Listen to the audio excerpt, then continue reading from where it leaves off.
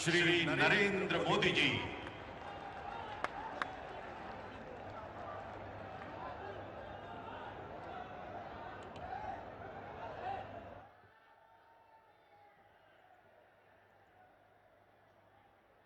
भारत माता की, भारत माता की। मध्य प्रदेश के गवर्नर श्री मंगूभाई पटेल, मुख्यमंत्री भाई शिवराज जी, केंद्रीय मंत्रिमंडल के मेरे सहयोगीगण, पंचायती राज मंत्रालय का नेतृत्व कर रहे भाई गिरिराज जी, विधायकगण, सांसदगण, अन्य सभी महानुभाव और बड़ी संख्या में यहां पधारे मेरे प्यारे भाइयों और बहनों, रीवा की इस ऐतिहासिक धरती से मैं मां विंध्यवासिनी को प्रणाम करता हूं। ये धरती शूरवीरों की है, देश के लिए मर मिटने वालों की है।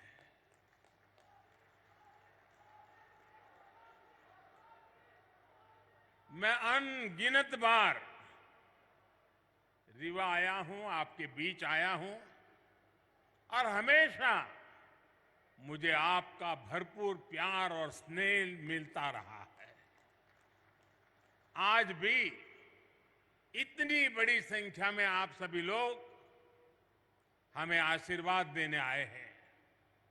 मैं आप सभी का हृदय से आभार व्यक्त करता हूं। आप सभी को देश की 2.5 लाख से अधिक पंचायतों को राष्ट्रीय पंचायती राज दिवस की बहुत बहुत शुभकामनाएं। आज आपके साथ ही 30 लाख से ज्यादा पंचायत प्रतिनिधि भी हमारे साथ वर्चुअली जुड़े हुए हैं। ये निश्चित रूप से भारत के लोकतंत्र की बहुत ही सशक्त तस्वीर है। हम सभी जनता के प्रतिनिधि हैं। हम सभी इस देश के लिए, इस लोकतंत्र के लिए समर्पित है।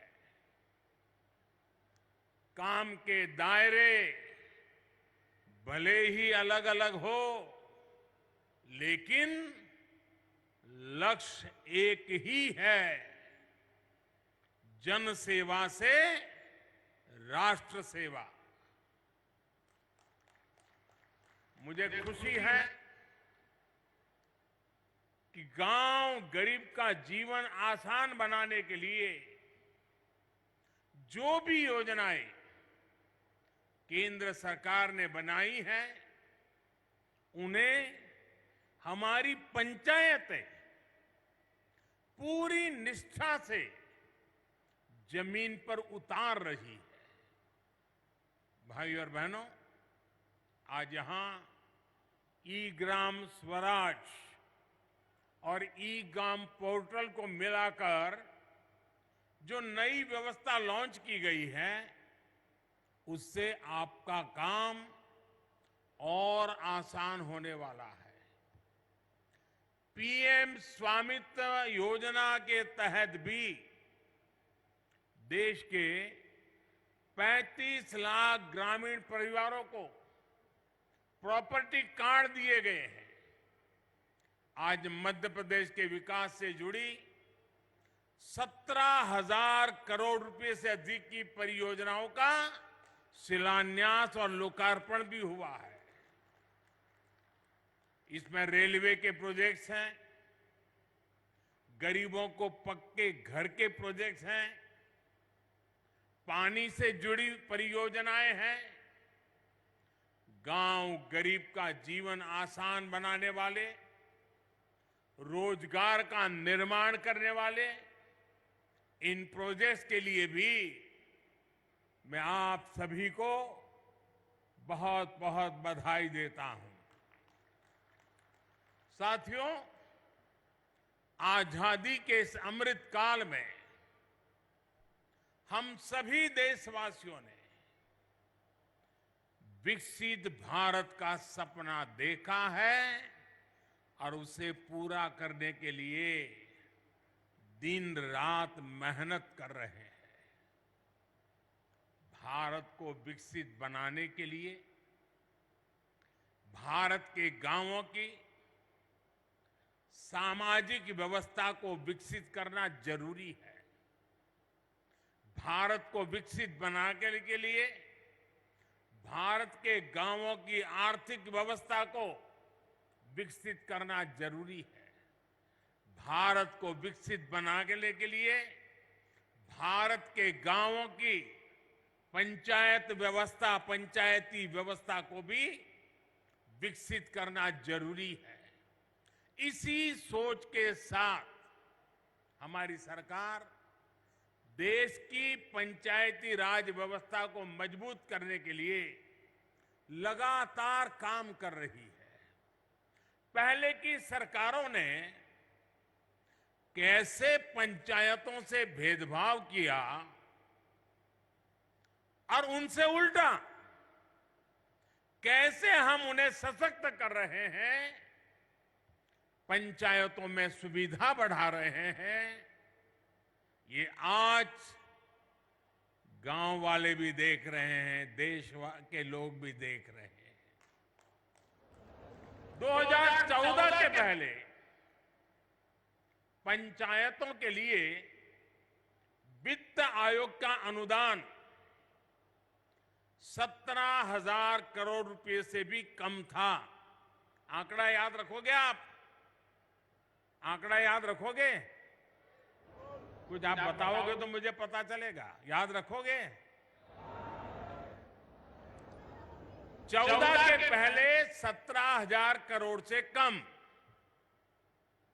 क्या इतनी कम राशि से इतना बड़ा देश, इतनी सारी पंचायतें कैसे अपना काम कर पाती? 2014 में हमारी सरकार आने के बाद पंचायतों को मिलने वाला ये अनुदान 70,000 से बढ़ाकर 2 लाख करोड़ रुपए से ज्यादा हो गया है। आप बताएंगे मैंने कितना बताया? पहले कितना था, अब कितना हुआ? चला जाए साहब। अब आप अंदाज लगा सकते हैं काम कैसे करते हैं। मैं आपको 2 और उदाहरण देता हूं। 2014 से पहले के 10 वर्षों में, मैं उन 10 साल की बात करता हूं, केंद्र सरकार की मदद से 6,000 के आसपास ही पंचायत भवन बनवाए गए थे। पूरे देश में करीब करीब 6,000 पंचायत घर बने थे।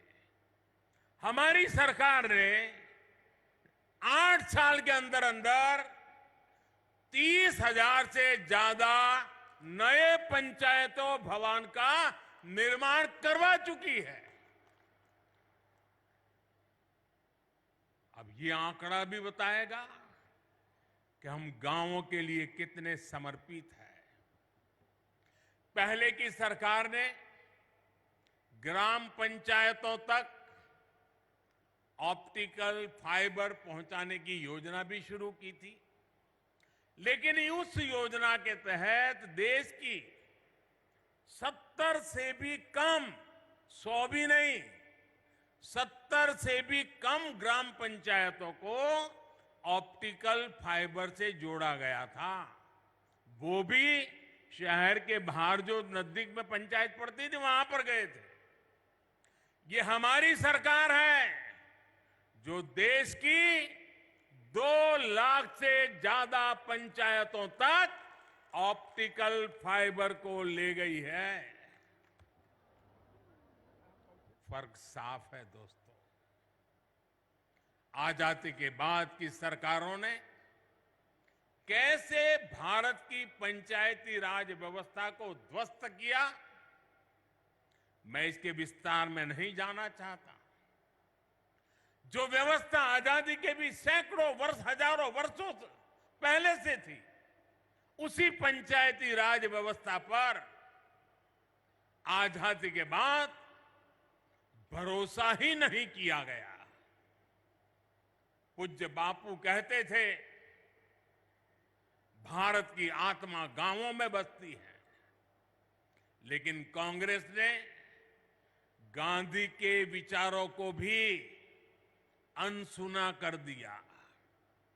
90 के दशक में पंचायती राज के नाम पर खानापूर्ति जरूर की गई, लेकिन फिर भी पंचायतों की तरफ वो ध्यान नहीं दिया गया जिसकी जरूरत थी। साथियों, 2014 के बाद से देश ने अपनी पंचायतों के सशक्तिकरण का बीड़ा उठाया है और आज इसके परिणाम नजर आ रहे हैं। आज भारत की पंचायतें गांवों के विकास की प्राणवायु बनकर उभर रही है। ग्राम पंचायतें गांव की आवश्यकता के अनुसार गांव का विकास करें, इसके लिए ग्राम पंचायत विकास योजना बनाकर काम किया जा रहा है।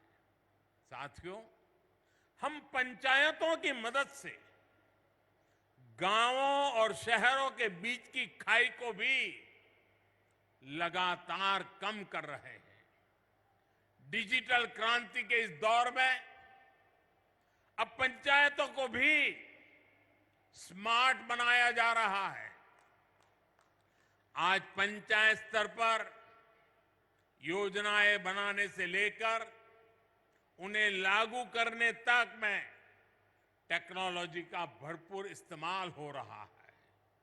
जैसे आप लोग अमृत सरोवर पर इतना काम कर रहे हैं, इन अमृत सरोवरों के लिए जगह चुनने में, काम पूरा करने में हर स्तर पर टेक्नोलॉजी का खूब इस्तेमाल हुआ है।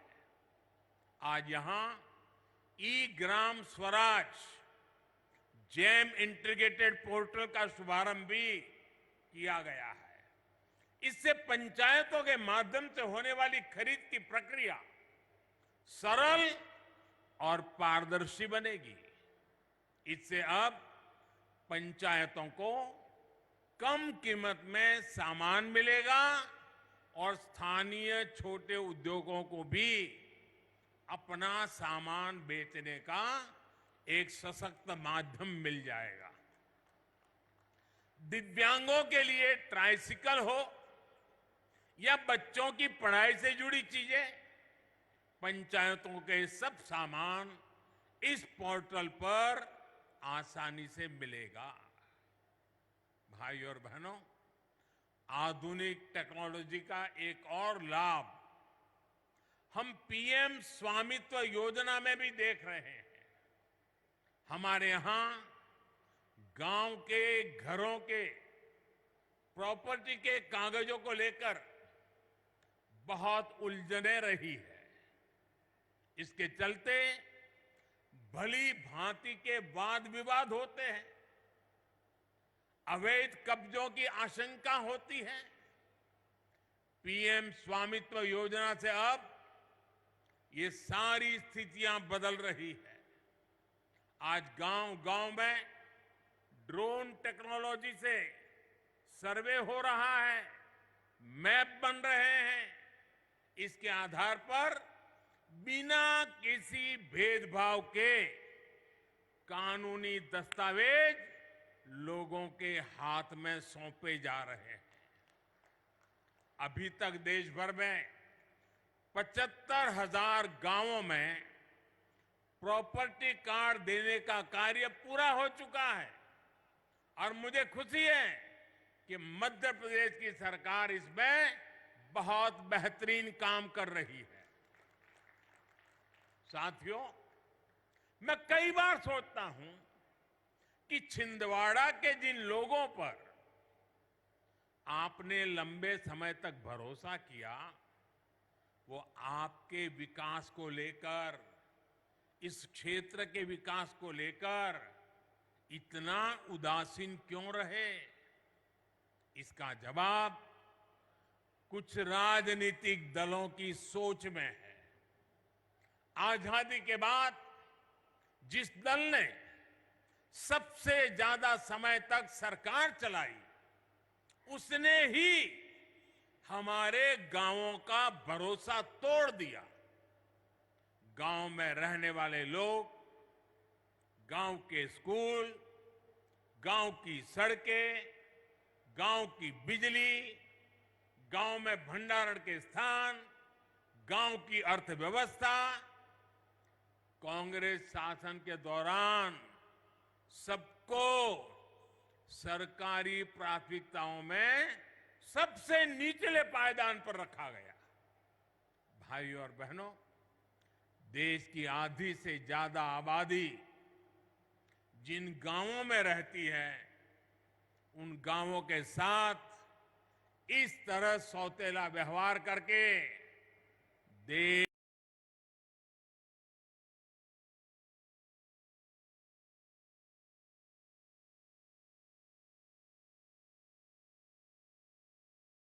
आगे नहीं बढ़ सकता। इसलिए घर बने हैं, उसमें से 3 करोड़ से अधिक घर गांव में ही तो बने हैं। और इसमें भी बड़ी बात यह है कि इन ज्यादातर घरों में मालिकाना हक हमारी बहनों, बेटियों, माताओं का भी है। हमारे यहां एक ऐसी ट्रेडिशन चली, घर हो तो पुरुष के नाम पर, दुकान हो पुरुष के नाम पर, गाड़ी हो पुरुष के नाम पर, खेत हो पुरुष के नाम पर, महिलाओं के नाम पर कुछ होता ही नहीं था। हमने ये रिवाज बदला है और मालिकाना हक हमारी माताएं, बहनें, बेटियां बने। साथियों, भाजपा की सरकार ने देश की करोड़ों महिलाओं को घर की मालकिन बनाया है। और आप जानते हैं, आज के समय में पीएम आवास का हर घर लाख रुपए से भी ज्यादा कीमत का होता है। यानी भाजपा ने देश में करोड़ों दीदी को लखपति दीदी बनाया है। मैं इन सभी लखपति दीदियों को प्रणाम करता हूं। आप आशीर्वाद दीजिए कि देश में और कोटि-कोटि दीदी भी लखपति बने, इसके लिए हम काम करते रहे। आज ही यहां 4 लाख लोगों का उनके अपने पक्के घर में गृह प्रवेश हुआ है। इसमें भी बहुत बड़ी संख्या में लखपति दीदी बन गई है। मैं सभी को बहुत बहुत बधाई देता हूं। साथियों, पीएम सौभाग्य योजना के तहत जिन 2.5 करोड़ घरों में बिजली पहुंची, उनमें से ज्यादातर गांव के ही घर हैं। गांव के रहने वाले मेरे भाई बहन हैं। गांव के लोगों के लिए हमारी सरकार ने हर घर जल योजना भी शुरू की है। सिर्फ 3-4 साल में इस योजना की वजह से देश के 9 करोड़ से अधिक ग्रामीण परिवारों को घर में नल से जल मिलने लगा है। यहां एमपी में भी गांव में रहने वाले सिर्फ 13 लाख परिवारों तक नल से जल पहुंचता था। पहले की बात करता हूं। आज एमपी के गांवों में करीब करीब 60 लाख घरों तक नल से जल पहुंचने लगा है। और आपका एक जिला तो 100% हो गया है। साथियों, हमारे गांव के लोगों का पहले देश के बैंकों पर अधिकार ही नहीं माना जाता था, बुला दिया गया था। गांव के ज्यादातर लोगों के पास ना बैंक खाते होते थे और ना ही उन्हें बैंकों से सुविधा मिलती थी। बैंक खाता ना होने की वजह से सरकार जो पैसा गरीबों के लिए भेजती थी वो भी बीच में ही लूट जाता था। हमारी सरकार ने इसे भी पूरी तरह बदल दिया है। हमने जनधन योजना चलाकर गांव के 40 करोड़ से ज्यादा लोगों के बैंक खाते खुलवाए। हमने इंडिया पोस्ट पेमेंट बैंक के माध्यम से पोस्ट ऑफिस का उपयोग करके गांवों तक बैंकों की पहुंच बढ़ाई। हमने लाखों बैंक मित्र बनाए, बैंक सखियों को प्रशिक्षित किया। आज इसका प्रभाव देश के हर गांव में नजर आ रहा है। देश के गांवों को जब बैंकों की ताकत मिली है तो खेती किसानी से लेकर व्यापार कारोबार तक सब में गांव के लोगों की मदद हो रही है। साथियों, पहले की सरकारों ने भारत के गांवों के साथ एक और बड़ा अन्याय किया था। पहले की सरकारें गांव के लिए पैसे खर्च करने से बचती थी। गांव अपने आप में कोई वोट बैंक तो था ही नहीं, इसलिए उन्हें नजरअंदाज किया जाता था।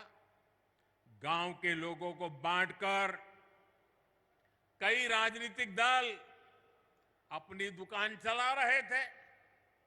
भारतीय जनता पार्टी ने गांवों के साथ हो रहे इस अन्याय को भी समाप्त कर दिया है। हमारी सरकार ने गांवों के विकास के लिए भी तिजोरी खोल दी। आप देखिए, हर घर जल योजना पर 3.5 लाख करोड़ रुपए से ज्यादा खर्च किया जा रहा है। पीएम आवास योजना पर भी लाखों करोड़ रुपए खर्च किए जा रहे हैं।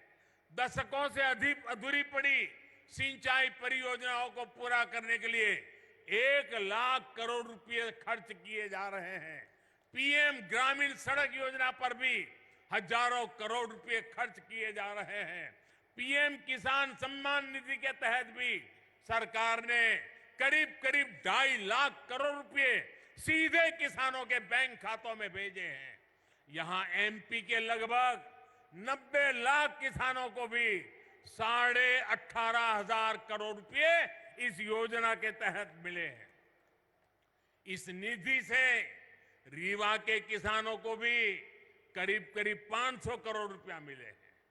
हमारी सरकार ने जो एमएसपी बढ़ाई है उससे भी गांवों में हजारों करोड़ रुपए अतिरिक्त पहुंचे हैं।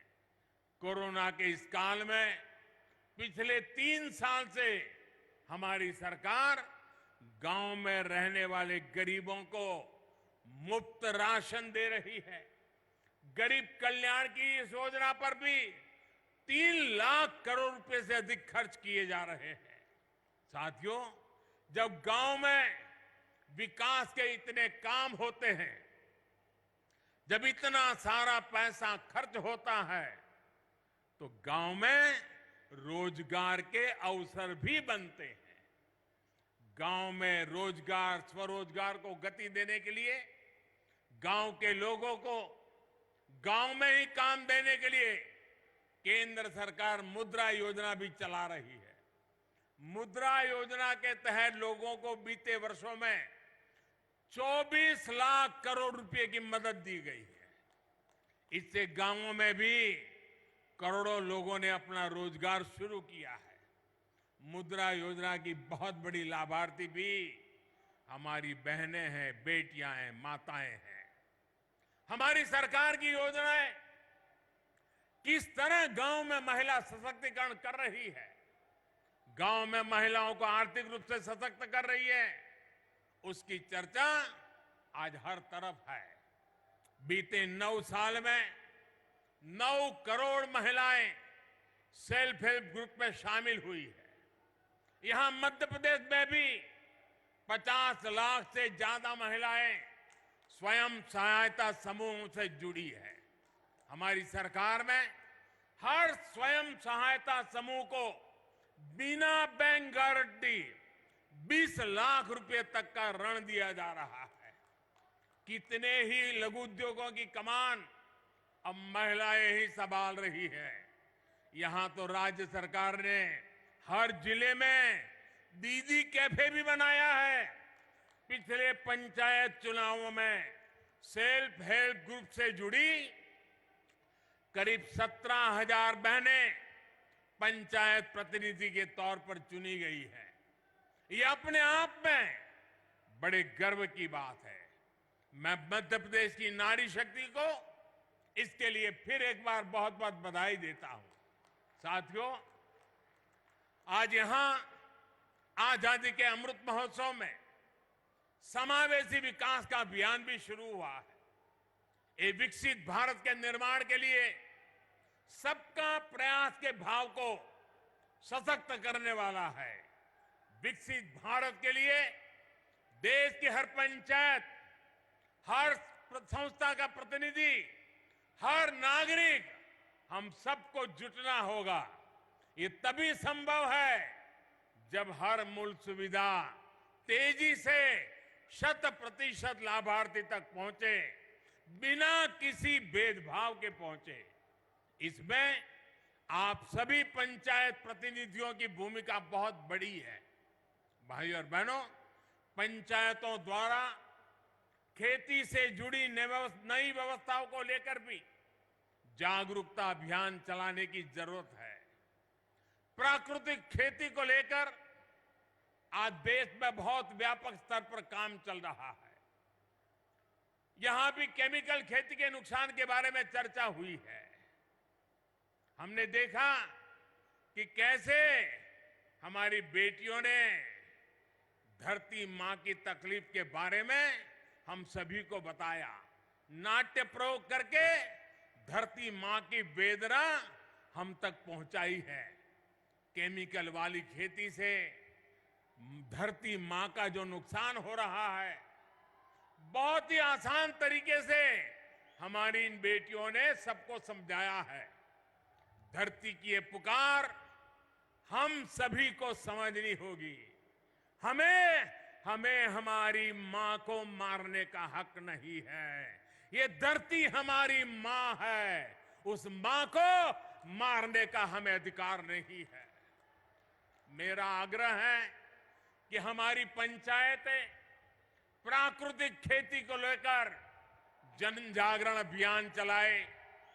छोटे किसान हो, पशुपालक हो, मछुआरे भाई बहन हो, इनकी मदद के लिए जो अभियान केंद्र सरकार चला रही है, उसमें भी पंचायतों की बड़ी भागीदारी है। जब आप विकास से जुड़ी हर गतिविधि से जुड़ेंगे तो राष्ट्र के सामूहिक प्रयासों को बल मिलेगा। यही अमृत काल में विकसित भारत के निर्माण की ऊर्जा बनेगी। साथियों, आज पंचायती राज दिवस पर मध्य प्रदेश विकास को नई गति देने वाली कई और परियोजनाओं का शिलान्यास और लोकार्पण हुआ है। Chhindwara Nainpur Mandla fort rail line के बिजलीकरण से इस क्षेत्र के लोगों की दिल्ली, चेन्नई और हावड़ा, मुंबई तक कनेक्टिविटी और आसान हो जाएगी। इसका बड़ा लाभ हमारे आदिवासी भाई बहनों को भी होगा। आज छिंदवाड़ा नैनपुर के लिए नई ट्रेनों भी शुरू हुई है। इन नई ट्रेनों के चलने से कई कस्बे और गांव अपने जिला मुख्यालय छिंदवाड़ा, सिवनी से सीधे जुड़ जाएंगे। इन ट्रेनों की मदद से नागपुर और जबलपुर जाना भी आसान हो जाएगा। आज जो रीवा इतवारी छिंदवाड़ा नई ट्रेन चली है, उससे भी अब सिवनी और छिंदवाड़ा सीधे नागपुर से जुड़ जाएंगे। ये पूरा क्षेत्र तो अपने वन्य जीवों के लिए बहुत प्रसिद्ध है। यहां की बढ़ती हुई कनेक्टिविटी यहां पर्यटन भी बढ़ाएगी और रोजगार के नए अवसर भी बनाएगी। इसका बड़ा लाभ यहां के किसानों को होगा, विद्यार्थियों को होगा, रेलवे के डेली पैसेंजर्स को होगा, छोटे कारोबारी और दुकानदारों को होगा। यानी डबल इंजन की सरकार ने आज आपकी खुशियां भी डबल कर दी है। साथियों, आज मैं आपका एक और बात के लिए आभार व्यक्त करना चाहता हूं। अभी शिवराज जी ने बड़े विस्तार से वर्णन किया कि इस रविवार मन की बात के 100 एपिसोड पूरे हो रहे हैं। आप सभी के आशीर्वाद, आप सभी के स्नेह और आपके योगदान की वजह से ही मन की बात आज इस मुकाम तक पहुंचा है। मध्य प्रदेश के अनेकों लोगों की उपलब्धियों का जिक्र मैंने मन की बात में किया है। यहां के लोगों की लाखों चिट्ठियां और संदेश भी मुझे मिलते रहे हैं। इस बार रविवार को मन की बात में फिर आपसे मिलने के लिए मैं भी बहुत इंतजार कर रहा हूं, क्योंकि सेंचुरी है ना, और हमारे यहां तो सेंचुरी का जरा महत्व ज्यादा ही होता है। आप हर बार की तरह रविवार को अवश्य मेरे साथ जुड़िएगा। इसी आग्रह के साथ मैं अपनी बात समाप्त करता हूं। एक बार फिर आप सभी को पंचायती राज दिवस की अनेक अनेक शुभकामनाएं देता हूं। बहुत बहुत धन्यवाद। भारत माता की, भारत माता की, भारत माता की। बहुत बहुत धन्यवाद माननीय प्रधानमंत्री श्री नरेंद्र मोदी जी। आपके साथ साथ मंच पर आसीन माननीय राज्यपाल महोदय, माननीय मुख्यमंत्री महोदय,